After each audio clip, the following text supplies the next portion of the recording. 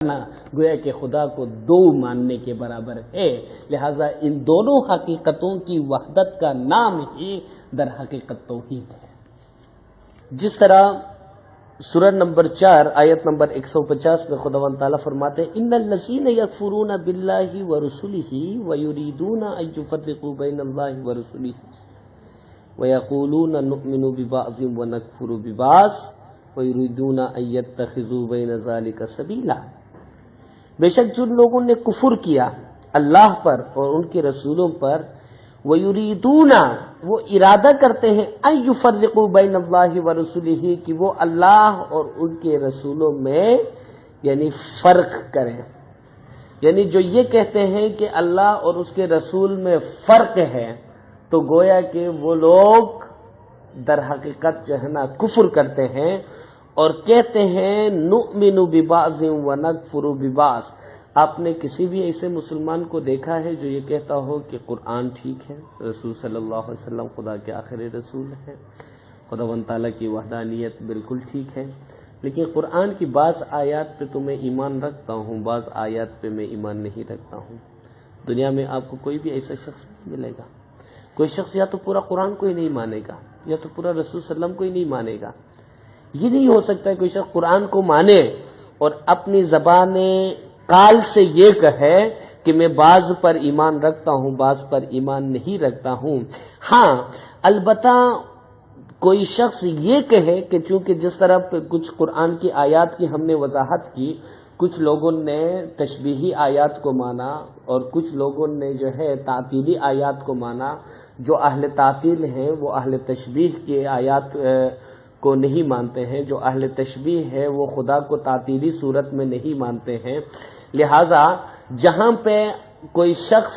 دونوں آیتوں پر ایمان رکھے وہ یہ کہے گا کہ جہاں تشبیہی صورت میں ہے تو وہ خدا کے ظہور جہاں رسولوں کے اندر ہے، جہاں پہ نبیوں کے اندر ہے، جہاں پہ خدا کا نور دنیا میں ظاہر ہوا ہے تو تشبیہی آیات کا تعلق ان کے ساتھ ہے اور تعطیلی آیات کا تعلق ذات سبحان کے ساتھ ہے۔ اسی لیے وہ کہیں گے جو مومنین ہیں والذین آمنوا، آگے 152 میں اسی سورہ کے نمبر 152 کے اندر فرمایا گیا والذین آمنوا باللہ ورسلہ، جو ایمان لائے ہیں اللہ پر اس کے رسولوں پر، ولم یفرقوا بین احد منہم، اور وہ ان دونوں کے درمیان کوئی فرق نہیں کرتے ہیں،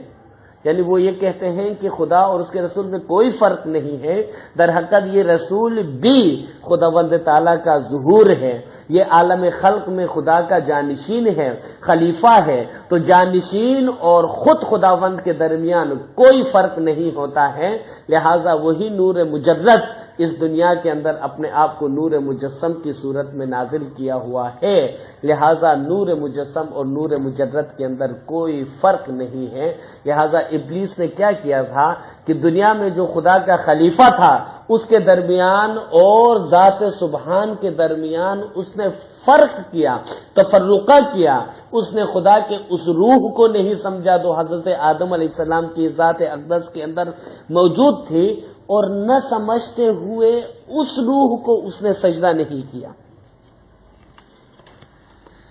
اچھا، اب اس وضاحت سے ہم شرک کے متعلق ایک بہت ہی اہم بات کو سمجھنے کے قابل ہوئے کہ شرک در حقیقت خلیفہ خدا کی تابعداری سے سرکشی اور سجدہ نہ کرنے کا نام ہے، وگرنہ شرک کی کوئی اور حقیقت اور توجیہ کسی بھی عقلی دلیل اور قرآنی اصولوں کے بالکل برعکس دکھائی دیتی ہے۔ اب یہ سوال پیدا ہو سکتا ہے کہ کیا خداوندی روح یا نور اور علم کا حامل صرف حضرت آدم علیہ السلام ہی تھا؟ کیا خلافت کا عظیم مرتبہ صرف حضرت آدم علیہ السلام کے لیے مخصوص تھا؟ کیا یہ شرف سردار انبیاء حضرت محمد مصطفیٰ صلی اللہ علیہ وآلہ وسلم کو حاصل نہیں تھا؟ یقیناً آن حضرت صلی اللہ علیہ وآلہ وسلم اپنے زمانے میں نور خداوندی کے حامل تھے اور اس کی تائید جا بجا قرآن شریف میں ملتی ہے، جس طرح آیے استفاء میں دیکھیں کہ ان اللہ اصطفیٰ، خداوند تعالیٰ نے آدم کو چن لیا، جب اس کو چنا تو اس میں اپنی روح داخل کی، اس کو اپنا علم دیا. تو اسی طرح خدا نے جب حضرت آدم علیہ السلام کو چنا، ان اللہ اصطفیٰ آدم و نوحا و آل ابراہیم و آل عمران علی العالمین. تو خداوند تعالیٰ نے حضرت آدم علیہ السلام کو جس طرح علم لدنی اور روح قدسی کے لیے منتخب کیا، اسی طرح نوح علیہ السلام کو بھی کیا، اسی طرح آل ابراہیم کو بھی کیا، اسی طرح آل عمران کو بھی کیا. تو در حقیقت ان سب حضرات کو خداوند تعالیٰ نے اپنی اسی روح کے لیے، اسی نور کے لیے خداوند تعالیٰ نے منتخب کیا. اور اس سے یہ بات طے ہو گئی کہ حضرت محمد مصطفیٰ صلی اللہ علیہ وآلہ وسلم بھی در حقیقت اسی روح خداوندی اور اسی علم لدنی کے حامل شخصیت تھی، رسول صلی اللہ علیہ وسلم کی شخصیت. اب رسول صلی اللہ علیہ وسلم کے زمانے میں جو لوگ رسول صلی اللہ علیہ وسلم کے جسم کو دیکھ کر اس کے اندر ان دو قوتوں تک ان کی جو نظر نہیں گئی، ان دو قوتوں یا ان دو آسمانی طاقتوں کو نہ سمجھنے کی وجہ سے جو لوگ رسول صلی اللہ علیہ وآلہ وسلم کو کمزور سمجھے اور رسول صلی اللہ علیہ وسلم سے دشمنی کی، تو گویا کہ وہ لوگ بھی در حقیقت مشرک ہی قرار پائے. قرآن میں خداوند تعالیٰ فرماتے ہیں یا ایھا النبی انا ارسلناک شاہدا ومبشرا ونذیرا وداعیا الی اللہ باذنہ وسراجا منیرا.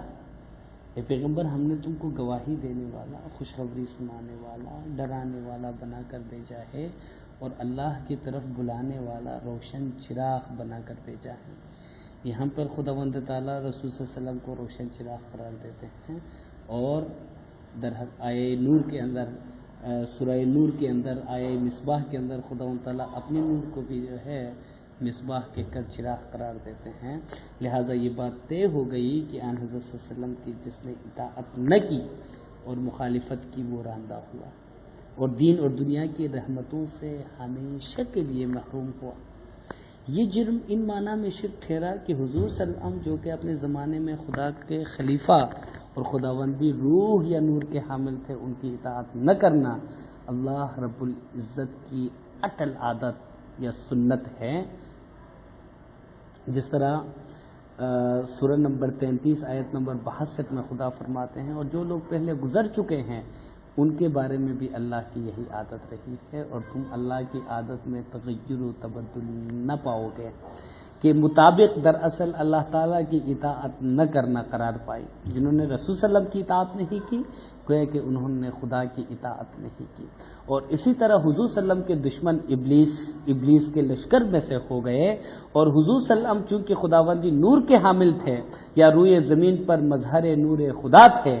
اس لیے رسول صلی اللہ علیہ وسلم کا ہاتھ خدا کا ہاتھ، سورہ 48 کی آیت نمبر 10. رسول صلی اللہ علیہ وسلم کی محبت اللہ کی محبت، سورہ 3 کی آیت نمبر 31. رسول صلی اللہ علیہ وسلم کی اطاعت اللہ کی اطاعت، سورہ 4 کی آیت نمبر 80. رسول صلی اللہ علیہ وسلم کا قول خدا کا قول، سورہ نمبر 53 کی آیات 3 تا 4. اور رسول صلی اللہ علیہ وسلم کا فعل خدا کا فعل قرار پایا، سورہ نمبر 8 آیت نمبر 17.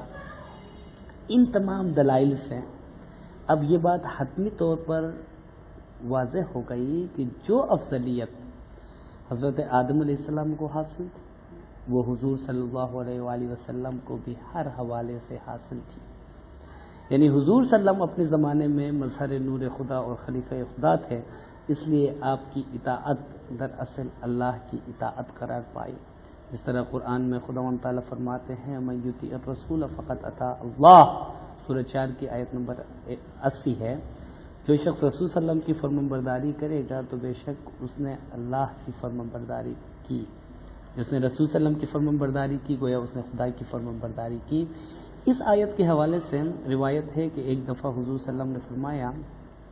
کہ جس نے مجھ سے محبت کی اس نے اللہ سے محبت کی، اور جس نے میری اطاعت کی اس نے اللہ کی اطاعت کی.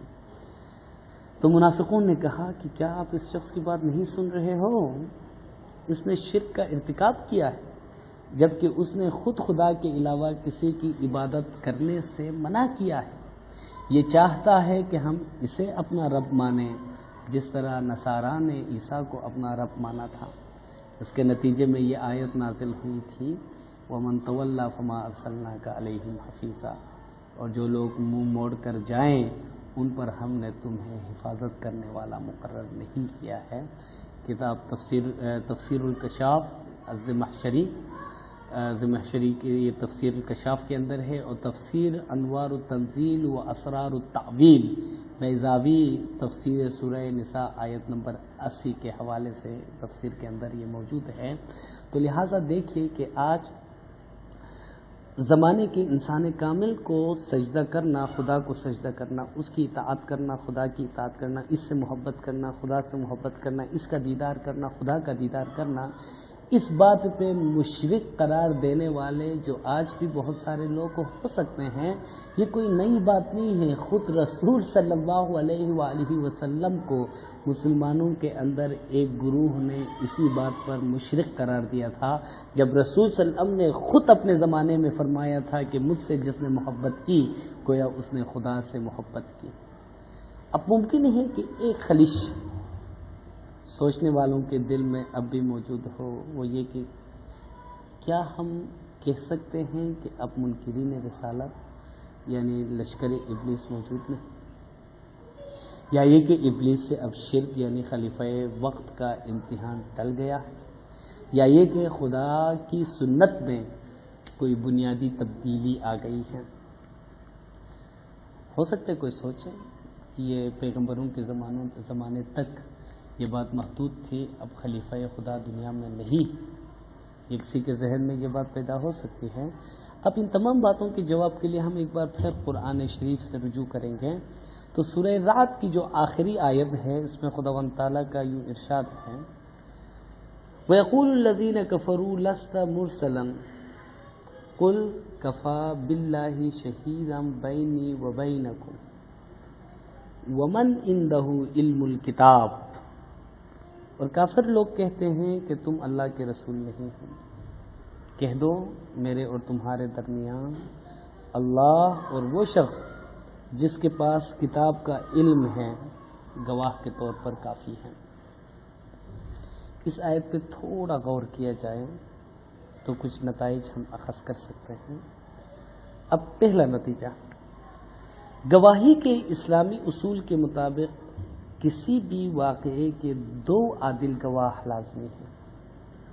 اللہ تبارک و تعالی نے ایک گواہ اپنے آپ کو مقرر کر کے نہ صرف رسول صلی اللہ علیہ وسلم کی رسالت کی اہمیت کو اجاگر کیا ہے، بلکہ دوسرے گواہ کی بھی اسی سے ظاہر ہو رہی ہے، دوسرے گواہ کی عظمت بھی، یعنی دوسرے گواہ کی عظمت بھی در حقیقت خداوند تعالیٰ کے اس ارشاد میں ظاہر ہے کہ وہ اللہ تعالیٰ کے ساتھ رسول صلی اللہ علیہ وآلہ وسلم کی رسالت کی گواہی دے سکتا ہے۔ اب حضور صلی اللہ علیہ وسلم کی رسالت کی سچی گواہی وہی شخص دے سکتا ہے جو حضور صلی اللہ علیہ وسلم کی رسالت کے تمام روحانی واقعات بشمول واقعہ معراج اور حضور صلی اللہ علیہ وسلم پر ہونے والی خداوندی وحی کا چشمدید گواہ۔ جب رسول صلی اللہ علیہ وسلم کو رسالت مل رہی تھی، جب خداوند تعالیٰ رسول صلی اللہ علیہ وسلم کو رسالت عطا کر رہے تھے، جب عرش پر خداوند تعالیٰ نے رسول صلی اللہ علیہ وآلہ وسلم کو بلایا تھا، تو اس واقعے کا چشمدید گواہ ایک تیسرا شخص بھی ہے جس کے پاس علم الکتاب ہو۔ بصورت دیگر ان تمام مراحل کو اس نے نہ دیکھا ہو، ان تمام معجزات کو نہ دیکھا ہو، تو پھر ایسے شخص کی گواہی جھوٹی اور قیاس پر مبنی ہوگی، وہ سچی گواہی نہیں ہو سکتی، کیونکہ کتاب اللہ میں ہر چیز کا علم موجود ہے۔ آپ سورہ 6 کی آیت نمبر 59 اور سورہ 16 کی آیت نمبر 89 میں اس حقیقت کو آپ خود دیکھ سکتے ہیں۔ تو وہ شخص بھی یقیناً کلی علم کا مالک ہوگا۔ جب قرآن میں ہر چیز کا بیان ہے، قرآن میں ہر چیز کا علم موجود ہے، تو رسول صلی اللہ علیہ وآلہ وسلم کی معجزات اور رسول صلی اللہ علیہ وسلم کی رسالت کے تمام واقعات بھی قرآن کے باطن میں موجود ہیں۔ لہٰذا یہ جو شخص جس کے پاس علم الکتاب ہے تو وہ کتاب اللہ یعنی قرآن مجید کے علم کا مکمل عالم ہوگا، ورنہ کتاب کے علم کے ناقص دعویٰ کرنے والے ہر کس و ناقص دنیا میں موجود ہیں، ناقص علم کا، یعنی علم کے ناقص دعویٰ کرنے والے کہ جو علم میں پختہ نہیں ہیں، علم میں ابھی تک ناقص ہیں، ایسے دعوے کرنے والے تو ہر کس و ناقص دنیا میں آپ کو ملیں گے. لیکن اس شخصیت کی شان یہ ہے کہ یہ کتاب کلی علم رکھتا ہے، چاہے اس میں تشبیہات ہوں، چاہے اس میں حروف مقطعات ہوں، چاہے اس کے اندر ظاہری آیات ہوں، یہ تمام علوم کے مالک ہیں. لہذا کتاب اللہ کے نامکمل علم کے حامل گواہ کی گواہی رسالت کی جھوٹی گواہی ہوگی. لہذا آج خداوند تعالی کے ساتھ رسول صلی اللہ علیہ وآلہ وسلم کی رسالت کی گواہی کے لیے کوئی شخص دعویٰ کرتا ہے کہ میرے پاس وہ علم الکتاب ہے، تو پھر اس کو یہ بھی ظاہر کرنا ہوگا کہ کتاب کا کلی علم، کہ جس میں ہر قسم کے کوئی بھی علم اس کے دسترس سے باہر نہ ہو، ایسا ہی کوئی شخص دعویٰ کر سکتا ہے. لہٰذا یہ شخصیت کتاب الہی کے علم کا مالک بھی ہونا چاہیے. اب چونکہ آپ سب دیکھتے ہیں رسالت کے منکرین آج موجود ہیں، بہت سارے لوگ رسالت سے انکار کرتے ہیں. اچھا، اس لیے ہم یہ نہیں کہہ سکتے ہیں کہ اب گواہ کی چندان ضرورت نہیں ہے. رسول صلی اللہ علیہ وسلم کی رسالت کی گواہی کی اب بھی ضرورت ہے، کیونکہ رسالت کے منکرین موجود ہیں. اب جب منکرین موجود ہیں، رسالت کی گواہی بھی چاہیے. اللہ تعالیٰ نے اپنے آپ کو گواہ بنا کر یہاں پر بہت بڑی حکمت یہ رکھی کہ دنیا میں منکرین موجود ہیں، رسالت کے گواہ کے طور پر اللہ تعالیٰ بھی موجود ہے. تو پھر جب اللہ تعالیٰ بھی ہے اور منکرین بھی ہیں، تو پھر یہ کیسے ممکن ہے کہ یہ شخص جو کہ دوسرے گواہ کے طور پر ہے یہ دنیا سے غائب ہو گیا اور یہ دنیا میں موجود نہ ہو؟ تو اس شخصیت کا بھی دنیا میں حی کیوں حاضر ہونا، جس کے پاس کتاب کا کلی علم ہے اور جس کے پاس علم الاسماء ہو، جس کے پاس روح القدس ہو، ان دو طاقتوں، ان دو خداوندی عطا اور خداوندی نوازشات کے حامل اس شخصیت کا ہمیشہ دنیا میں ہونا یہ لازمی امر ہے. اچھا، اگر کوئی یہ کہے نعوذ باللہ منہا کہ اس آیت خداوندی میں کے مطابق کہ آج دوسرا گواہ موجود نہیں ہے، تو اس آیت میں یہ سقم رہ جائے گی کہ منکرین رسالت بھی ہیں، ایک گواہ بھی ہے اور دوسرا گواہ حاضر نہیں، اور رسالت کی سچی گواہی نہ ہونے کی وجہ سے منکرین پر رسالت کے منکر ہونے کا کوئی گناہ اب باقی نہیں رہا. یہ امر محال اور قرآنی تعلیم کے بالکل منافی ہے. لہٰذا یہ لازمی ہے کہ اللہ تبارک و تعالی اور وہ شخص دونوں دنیا میں رسالت کے گواہ کے طور پر ہمیشہ موجود ہوں، تاکہ آفاق میں رسالت کی گواہی ہمیشہ ہمیشہ کے لیے برقرار رہے. اب مذکورہ نقطے سے یہ بات بھی سمجھ میں آ گئی کہ اس شخص کے پاس کتاب اللہ کا علم ہونا ایک مستقل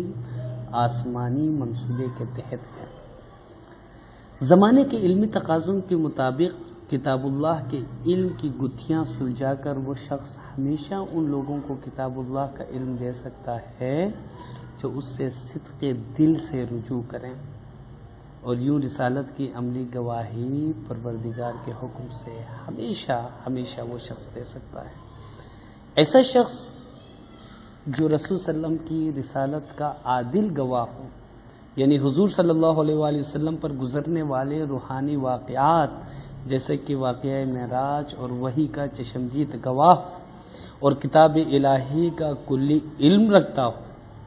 کیا وہ اس قابل نہیں ہے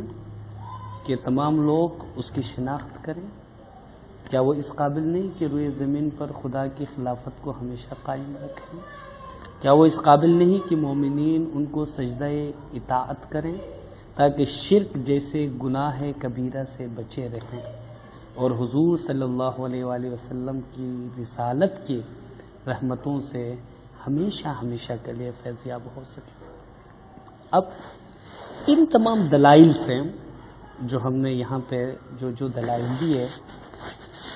یہ بات سمجھ میں آ گئی کہ قرآن کی وہ آیات جو رب ذوالجلال کی شخصی تمثیل پیش کرتی ہیں وہ دراصل اس خداوندی مظہر نور کی طرف اشارہ کرتی ہیں جو دنیا میں خلیفہ خدا کی شکل میں مجسم ہیں.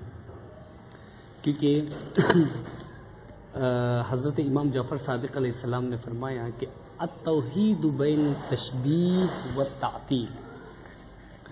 توحید تشبیہ اور تعطیل کے بیچ میں ہے. کچھ لوگوں نے تشبیہی صورت میں مانا، کچھ خدا کو تعطیلی صورت میں مانا. تو تشبیہ تعطیل جو ہے، توحید جو ہے تعطیل اور تشبیہ کے بیچ میں ہے. تو ہمارے عقیدے کے مطابق در حقیقت ایک عالم امر ہے، لہ الخلق و لہ الامر. عالم خلق بھی خدا کے لیے، عالم امر بھی خدا کے لیے. لہذا خداوند تعالیٰ جہاں پہ عالم امر میں ذات سبحان ہے تو وہ عالم خلق میں ایک انسان کی صورت میں ہے. تو اب یہاں پہ قرآن کے اندر ان آیات کا تعلق یا خدا کی ان صفات کا تعلق جس کی کوئی ضد ہے اور ان آیات کا تعلق جس کی کوئی ند ہے، تو ان دونوں آیات کا تعلق در حقیقت خدا کی اس خلیفے سے متعلق ہے. مثلا میں آپ لوگوں سے کچھ چیزیں ڈسکس کروں گا. قرآن میں ایک مقام پر خدا اپنے آپ کو الحی قرار دیتے ہیں، لیکن جب ہم خدا کو الحی مانیں تو یہاں پہ ایک مسئلہ ہوگا کہ الحی کا ایک ہمسر بھی ہے، اس کے مانند بھی ہے، اور الحی کا ایک ضد بھی ہے. تو خدا کے تو کوئی ضد بھی نہیں ہو سکتا ہے اور خدا کا کوئی ہمسر بھی نہیں ہو سکتا ہے. تو خدا ان دونوں چیزوں سے اگر بالاتر ہے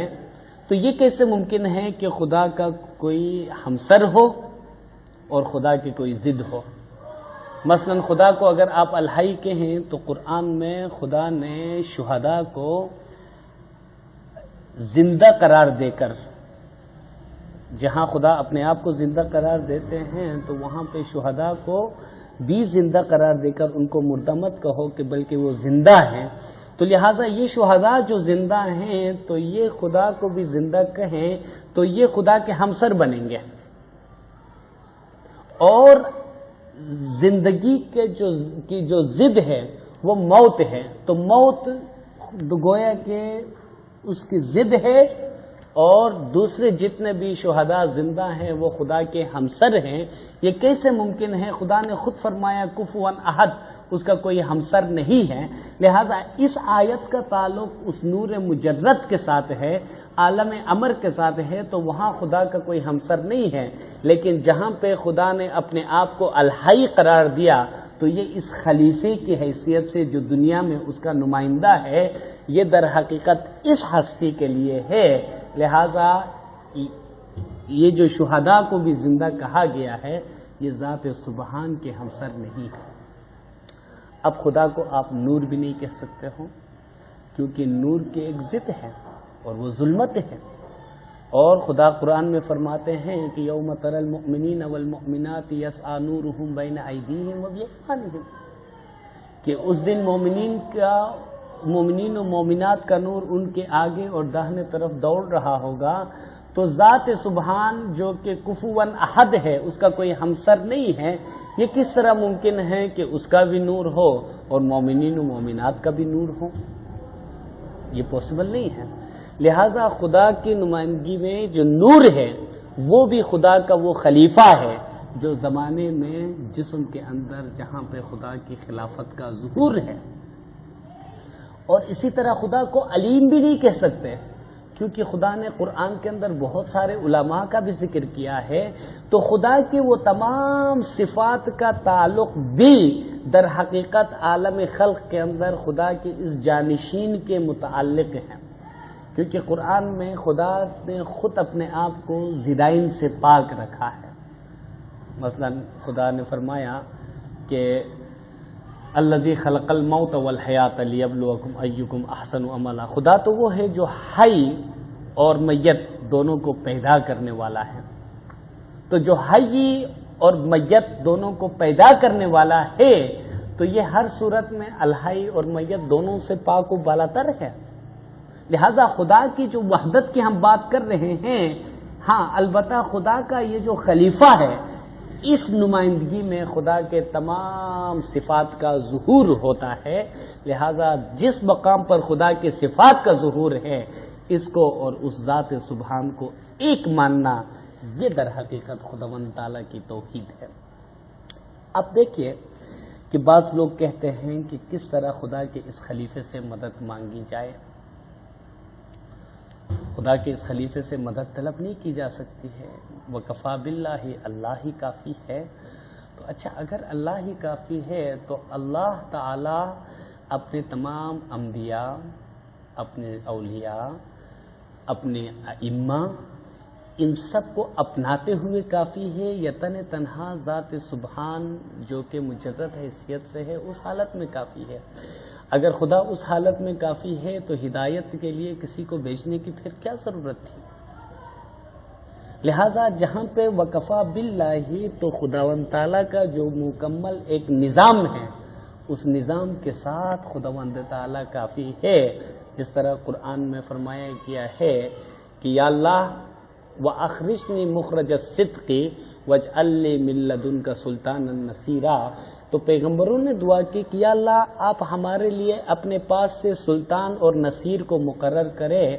کریں. تو جو حجت، جو دلیل یا جو بادشاہ خدا کی طرف سے سلطان حیثیت سے ہو، اس سے مدد مانگنا شرک ہے یا عین توحید ہے؟ خدا کی طرف سے جو نصیر آئے تو اس سے نصرت طلب کرنا یہ شرک ہے یا توحید ہے؟ جو خدا کی طرف سے نصرت لے کر آیا ہے، یہ در حقیقت خدا ہی کا نمائندہ ہے، خدا ہی کی صفات کا مظہر ہے. یہ مان کر اس ہستی کو، اس نصیر کو، اس خدا کے ساتھ اس سلطان کو در حقیقت جو ہے اس ذات سبحان سے الگ تصور نہ کرنا، یہ عین توحید ہے. اور جس کو خدا اپنے پاس سے مدد دینے کے لیے مقرر کرے تو اس سے مدد مانگنا یہ کس طرح شرک ہو سکتا ہے؟ تو لہذا دیکھیے کہ قرآن میں بارہا مقامات پر، بارہا جگہوں پہ خدا نے فرمایا کہ آپ اللہ کو چھوڑ کر غیر اللہ سے آپ کچھ طلب نہ کریں، کچھ نہ مانگیں. تو اب یہاں پہ بات یہ ہے کہ جہاں پہ غیر اللہ کی بات قرآن میں خدا نے کی، تو ہم تو مظہر اللہ کی بات کرتے ہیں، خدا کے مظہر کی بات کرتے ہیں، خدا کے خلیفے کی بات کرتے ہیں، خدا کی طرف سے بھیجے ہوئے نمائندے کی بات کرتے ہیں. اب قرآن کی ایک آیت کے اندر دیکھیے کہ خدا بارہا جگہوں پہ قرآن میں، بارہا مقامات پہ خداوند تعالیٰ نے فرمایا یُضِلُّ بِهِ كَثِيرًا وَيَهْدِي بِهِ كَثِيرًا. خدا جسے بہت ساروں کو گمراہ کرتا ہے، جسے چاہتا ہے بہت ساروں کو ہدایت دیتا ہے. تو جہاں خدا ہدایت دیتا ہے، خدا کے صفاتی ناموں میں سے خدا کا ایک نام ہادی ہے، اور جہاں خدا گمراہ کرتا ہے تو خدا کا نام مضل کیوں نہیں ہے؟ جب مضل خدا کا نام نہیں ہے،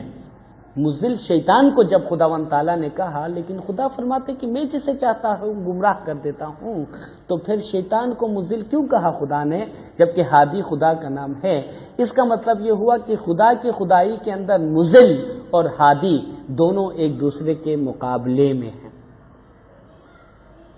فَأَلْهَمَهَا فُجُورَهَا وَتَقْوَاهَا. اچھائی اور برائی، بدی اور تقوی دونوں کو خدا نے الہام کیا. تو تقوی جہاں پہ ہادی کی صورت میں ہے، برائی جہاں پہ مضل کی صورت میں ہے، ان دونوں کو خداوند تعالیٰ نے نازل فرمایا، ان دونوں کو خداوند تعالیٰ نے دنیا میں بھیجا ہے. لہٰذا جہاں مضل کے پاس یہ قوت ہے کہ من شر الوسواس الخناس الذی یوسوس فی صدور الناس، کہ جو جنات میں سے ہے اور انسانوں میں سے ہے اور جو لوگوں کے دلوں میں وسوسہ ڈال سکتا ہے، تو خدا کی ہادی کے پاس بھی یہ طاقت ہو کہ وہ لطیف صورت میں جنات کی صورت میں بھی ہو اور وہ انسانی صورت میں بھی ہو اور لوگوں کے دلوں کے اندر داخل ہو کر وہ ہدایت ڈال سکے. اگر خداوند تعالیٰ مضل کو یہ طاقت دے کہ وہ لوگوں کے دلوں کے اندر وسوسہ ڈال سکے اور ہادی کے پاس پاس یہ طاقت موجود نہ ہو کہ وہ لوگوں کے دلوں کے اندر داخل ہو کر ہدایت ڈالنے کی طاقت ہادی کے پاس نہ ہو تو یہ خداوند تعالیٰ کی طرف سے ایک بہت بڑی ناانصافی ہوگی۔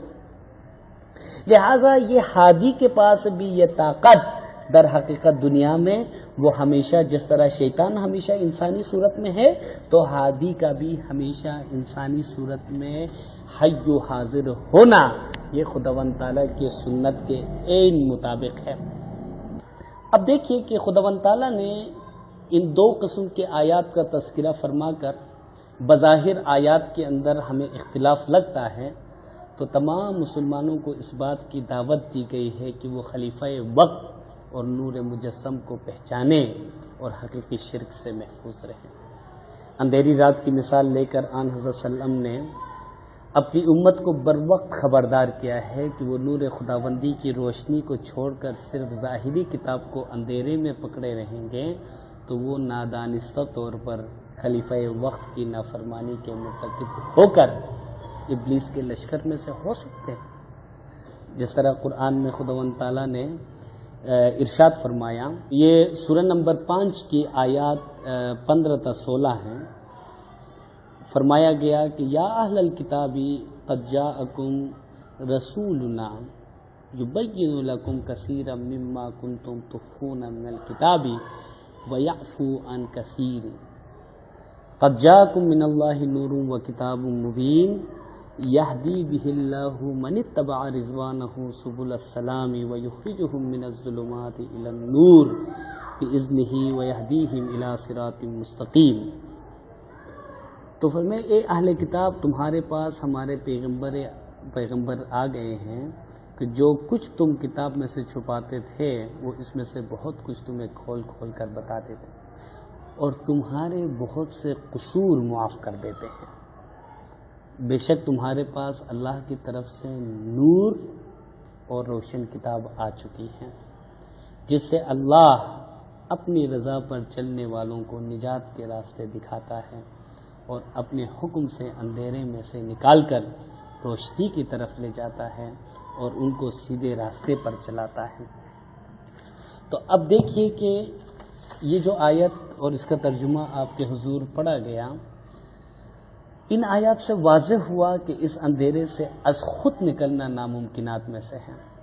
کیونکہ خدا فرماتے ہیں کہ اس نور اور کتاب کے ذریعے سے اللہ اپنی رضا پر چلنے والوں کو نجات کے راستے دکھاتا ہے اور اندھیرے میں سے نکال کر روشنی کی طرف لے جاتا ہے۔ تو خود نہیں آ سکتے ہیں، خدا خود بھی نہیں کرتا ہے، بلکہ نور اور کتاب جو نازل کی ہے اس نور اور کتاب کے ذریعے سے خداوند تعالیٰ اندھیروں سے نکالتا ہے۔ لہٰذا اب یہ تمام مسلمانوں پر لازم ہے کہ وہ اس نور کو تلاش کریں جو ہمیشہ روشن رہتا ہے تاکہ وہ اندھیروں میں بھٹکتے نہ رہ جائیں اور وہ نور ان کو جہالت کے اندھیروں سے علم کی روشنیوں کی طرف لے آئے۔ خداوند تعالیٰ کی طرف سے یہ ضمانت ہے کہ یہ نور کسی بھی وقت یا زمانے میں انکار کرنے والوں کی کسی بھی کوشش سے بجھنے والا نہیں، بلکہ وقت کے ساتھ ساتھ یہ نور روشن اور تکمیل کی طرف اور بھی آگے بڑھنے والا ہے۔ جس طرح سورہ نمبر 9 کی آیت نمبر 32 کے اندر خداوند تعالیٰ فرماتے ہیں، یریدون ان یطفئوا نور اللہ بافواہہم وَيَأْبَى اللَّهُ إِلَّا أَن يُتِمَّ نُورَهُ وَلَوْ كَرِهَ الْكَافِرُونَ۔ یہ لوگ چاہتے ہیں کہ اللہ کے نور کو اپنے منہ کے پھونکوں سے بجھا دیں اور اللہ اپنے نور کو پورا کیے بغیر رہنے کا نہیں، اگرچہ کافروں کو برا ہی لگے۔ اب یہ کیسے ممکن ہے کہ خدا نور مجرد حیثیت سے جہاں تک کسی کی رسائی نہ ہو، جہاں کوئی پہنچ نہ سکے، جہاں تک کسی کی عقل نہیں پہنچ سکتی ہے، تو وہاں پہ جا کے خدا کے نور کو کوئی شخص کس طرح بجھا سکتا ہے؟ جب خدا فرماتے ہیں کہ کافر لوگ اپنے منہ کے پھونکوں سے خدا کے اس نور کو بجھانے کی کوشش کریں گے تو لازمی بات ہے کہ خدا کے نور کا اس دنیا میں ہونا لازمی ہے، لوگوں کی رسائی اس نور تک ہو. جب تک رسائی نہ ہو تو بجھانے کی کیسے کوشش کر سکتے ہیں؟ ہاں، خدا کا وہ نور جو دنیا میں مجسم ہے، البتہ لوگ اس کی امامت کو غلط ثابت کرنے کے لیے جو باتیں کرتے ہیں اور باتیں کرنے کے نتیجے میں ان کے منہ سے جو پھونکیں نکلتی ہیں اور اس نور کو کسی بھی طرح سے ظاہری طور پر نقصان پہنچا کر امامت کو دنیا میں جو ختم کرنے کی کوشش کرتے ہیں، لہذا ان پھونکوں سے خدا کا نور بجھنے والا نہیں ہے اور خدا اپنے نور کو مکمل کرے گا، چاہے کافروں کو برا بھی کیوں نہ لگے. نور خدا ہے کفر کی حرکت پہ خندزن، پھونکوں سے یہ چراغ بجھایا نہ جائے گا. لہذا ہم تمام اپنے مسلمان بھائیوں سے، جتنے بھی ہمارے دوست احباب ہیں، سب سے درخواست کرتے ہیں کہ ان نکات پر وہ کسی بھی مسلک کا خول چڑھائے بغیر غور کریں اور کوئی سوال ہو تو ضرور سامنے لائیں. ہم انشاءاللہ ہر اس سوال کا جواب دینے میں بہت خوشی محسوس کریں گے جو خالصتاً علمی تشنگی کو بجھانے کی غرض سے کیا گیا. ہم نے شرک پر جو ایک مختصر تعارف پیش کیا ہے، اگرچہ قرآن شریف میں باقی تمام علوم کی طرح شرک کے حوالے سے بھی بیش بہا علم سے مملو بہت سارے موتیاں آپ کو ملیں گے، لیکن چونکہ ہم امید کرتے ہیں کہ اس مختصر وضاحت کی اگر پذیرائی ہوئی تو ہم ان نکات پہ بھی ضرور روشنی ڈالنے کی کوشش کریں گے، مگر وقت کی قلت کو پیش نظر رکھتے ہوئے ہم نے تھوڑا بہت کچھ جو وضاحت کرنے کی جو تھوڑی بہت کچھ کوشش کی ہے، ہم اسی پر ہی اکتفا کرتے ہیں اور کوشش کرتے ہیں کہ آگے بھی ہم اس سلسلے کو مزید بڑھا سکیں آپ تمام کی مدد و یاری سے، اور انشاءاللہ ہم اس سلسلے کو مزید آگے بڑھائیں گے. بہت بہت شکر گزاری آپ تمام کو. یا علی مدد.